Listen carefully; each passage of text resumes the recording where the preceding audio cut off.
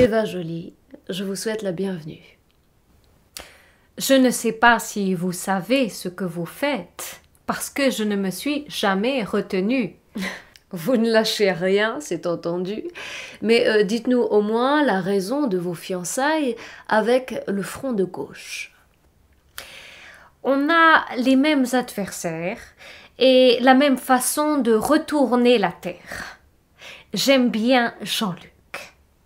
À cause de ses élans révolutionnaires? Cet étrange mélange d'éclairs et de terre à terre. Nous avons quasiment la même vision de la matière. Son fameux credo, tout est force et rapport de force. C'est sa façon d'agir, plutôt que sa façon de réfléchir. Nous avons du mal à faire le distinguo. Quand il réfléchit, il ne peut s'empêcher de voir le bien partout possible. Quand il agit, il ne peut s'empêcher de voir le mal partout réel. Vous voulez dire qu'il est un peu schizophrène? Non, conquérant. Conquérant sans cesser pour autant d'être conséquent. Il sait où il va et mesure bien le coefficient d'adversité. Donc vous êtes en adéquation avec son désir de faire un bras de fer presque à la terre entière. Qu'est-ce que vous appelez la terre entière? Les puissances financières, les galères boursières ou les privilèges des forces réactionnaires? Bruxelles, pour commencer. Bruxelles, ça se gère comme le reste. Ce sera rouge et vert. Ce sera le sens de la terre. C'est ce mystère que je voudrais élucider auprès de vous. Il n'y a aucun mystère. Il n'y a pas plus clair comme projet pour remettre l'homme au centre de nos préoccupations. Avec un double handicap. L'écologie, qui n'est pas crédible, et puis le communisme, qui ne le sera jamais plus. Double méprise. Parce que l'homme de la rue n'a plus rien à perdre.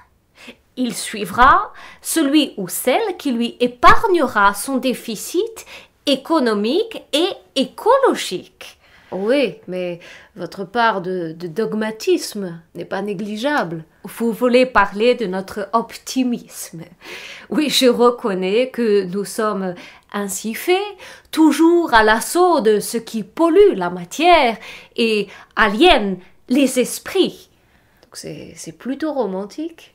Épique, je dirais même héroïque, de croire encore à autre chose qu'à du vent.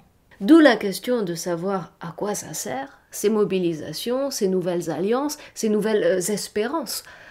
Il y a deux manières de faire l'amour. Se voir jouir ou se réjouir de voir l'autre prendre son pied. En politique, c'est la seconde qui prime, qui prend le dessus. On se bat d'autant mieux quand on se bat pour quelqu'un d'autre que soi. L'une ne va pas sans l'autre. Oui, c'est ce qu'on dit dans les romans photos. Mais en vérité, chacun ne fait que tirer la couverture à soi. C'est ça le réalisme en politique, qui est à l'origine de tout le vide moral, éthique et idéologique. Nous y voilà. Vivement la République des juges et des censeurs. Ça nous change. Ça nous change de la République des escrocs et des bonimenteurs. Et puis, je ne vous le fais pas dire, c'est le peuple qui s'apprête à juger tous ceux qui l'ont débouté et dégoûté. Le 5 mai, ce sera une avant-première, l'avant-goût d'un vrai mouvement révolutionnaire. Ça ne mange pas de pain. Oh que si, ça va même assouvir la faim de justice et d'équité. Il n'y a aucun problème de production dans ce pays qui est le mien, mais juste un problème de distribution. Qui a quoi? Et pourquoi? Vous allez encore laver plus blanc? Comment on appelle ça déjà? De la purification éthique. On ne plaisante pas avec les mauvais plaisantins. Et c'est un message pour tous les pantins qui nous gouvernent. On va remettre de l'ordre dans la maison. Désolée, mais c'est-à-dire il n'y a plus que vous deux pour croire encore à un changement radical qui ne tienne compte d'aucun paramètre.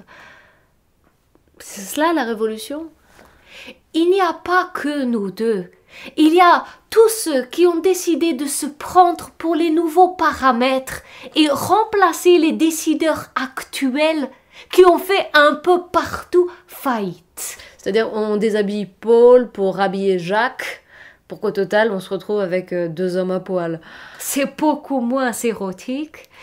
On change de mode d'habillement et de fonds de commerce et on donne à l'un et à l'autre les moyens de s'habiller. Vous ne croyez pas qu'avec votre repli à la gauche de la gauche, en fait vous ne faites rien d'autre que le lit de Marine Le Pen? Je ne le crois pas. Elle est trop riche et trop fière pour accepter de passer un véritable coup de balai.